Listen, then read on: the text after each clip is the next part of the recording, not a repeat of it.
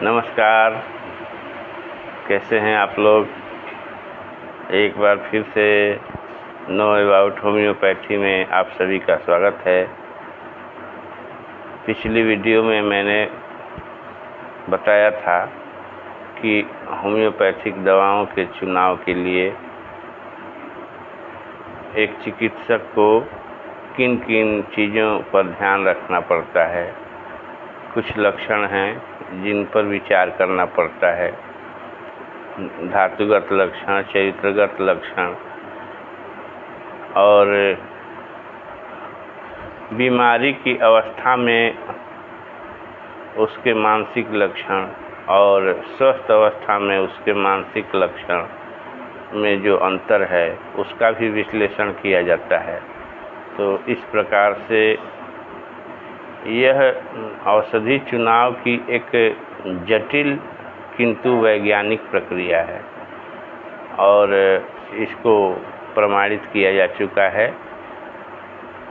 और इस माध्यम से जो औषधि का चुनाव होता है वो रोग के जड़ पर असर करता है, रोग को समूल नष्ट करता है और रोगी ठीक होता है। वो व्यक्ति विशेष जो उस बीमारी से, परेशानी से, समस्या से पीड़ित है वो उसको आराम मिलता है, लेकिन वही औषधि ठीक वैसे ही दूसरी बीमारी वाले दूसरे व्यक्ति के लिए सही है या नहीं यह कहना अनुचित है। होम्योपैथी हर व्यक्ति का अपना इलाज है। और दूसरी बात, मैं कुछ खास बात कहना चाहूँगा। चाहे कोई भी पैथ हो, औषधि देने का एक स्टेज होता है मरीज को। तो कोई ज़रूरी नहीं कि मतलब वह मरीज जो है डॉक्टर के पास जब तक जाएगा नहीं तब तक यह कहना मुश्किल है कि वह किस स्टेज का है। अब जैसे देखिए, जैसे योग है, प्राणायाम है, एक्यूप्रेशर है, रेकी है, मैग्नेट थेरेपी है, कई तरह की चिकित्सा पद्धतियां हैं, प्राकृतिक चिकित्सा पद्धतियां हैं जिनमें बिना औषधि के भी रोगी को लाभ होता है। तो एक्चुअली क्या है, इसमें बात यही है कि मरीज की परेशानी जो है औषधि देने तक की सीमा तक जब पहुंच जाए, उस स्टेज में जब पहुंच जाए तभी औषधि देना उचित होता है। और बहुत सारी चीज़ें हैं, अगर स्वस्थ व्यक्ति करे तो बीमार पड़ेगा ही नहीं। इसी के लिए योग प्राणायाम वगैरह बनाए गए हैं। और यहाँ तक कि अगर बीमारियाँ भी हैं तो उसमें भी इन चीज़ों का अगर साथ साथ डॉक्टर के सलाह से किसी प्रशिक्षित योग गुरु की देख रेख में अगर योग प्राणायाम वगैरह, आसन वगैरह किए जाते हैं तो उस औषधि का जो कार्य है वह और अच्छा हो जाता है, वह औषधि और अच्छे से काम करने लगती है। और इसी क्रम में एक्यूप्रेशर भी है और भी चीज़ें हैं। लेकिन कोई अगर यह दावा करे कि बिना औषधि के वह हर तरह के व्यक्ति को ठीक कर सकता है तो यह कोरी कल्पना है और कुछ नहीं। जहाँ औषधि का क्षेत्र प्रारंभ होता है वहाँ से औषधि देना आवश्यक है और उसके साथ साथ जो आनुषंगिक चिकित्सा है वो डॉक्टर के परामर्श से किया जाना चाहिए, जो कि सबके लिए अलग अलग है। अब देखिए, जैसे मेरे कहने का अर्थ है प्राणायाम में क्या होता है, सांस लेना, सांस छोड़ना, तरह तरह के आसन और ध्यान। तो इस पृथ्वी पर कोई ऐसा जीव नहीं है जो सांस न लेता हो। सांस लेना छोड़ना यह नैसर्गिक रूप से उसके चाहने या न चाहने से कोई अंतर नहीं पड़ता है, यह चलता रहता है, यह प्राकृतिक रूप से स्वतः होता रहता है, सतत चलता रहता है। तो इसको सीखना नहीं है किसी व्यक्ति को, लेकिन हाँ, इसको एक सही तरीके से अगर किया जाए, कुछ देर तक सांस को रोका जाए फिर छोड़ा जाए और वो एक योग प्रशिक्षक की देख रेख में किया जाए तो उसका लाभ मिलता है, ये अंतर मिल जाता है।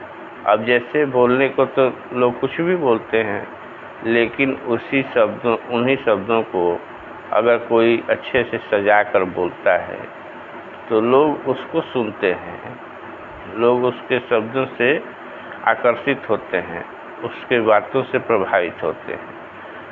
और कुछ लोग हैं जो इन पर ध्यान नहीं देते, तो उनकी बातें कोई सुनता नहीं, सभी अनसुना कर देते हैं।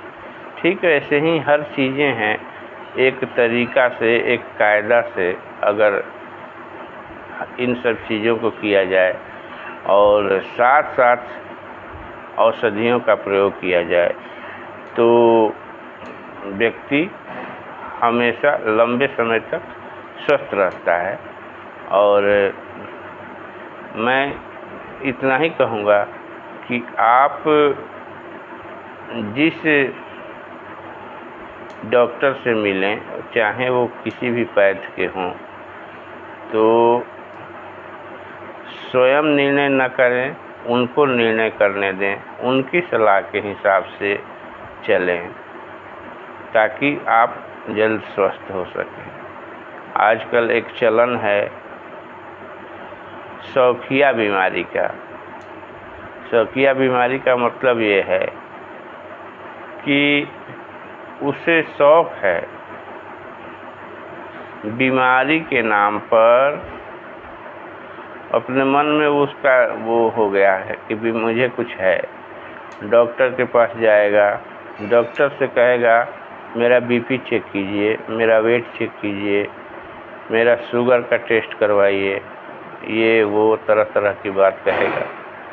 डॉक्टर को कहेगा अच्छा डॉक्टर साहब मुझे फलाना बीमारी थी तो मैंने ये लिया था, अभी फ़ायदा नहीं है, क्या मैं ये ले सकता हूँ, ऐसे पूछता है दवाओं के बारे में।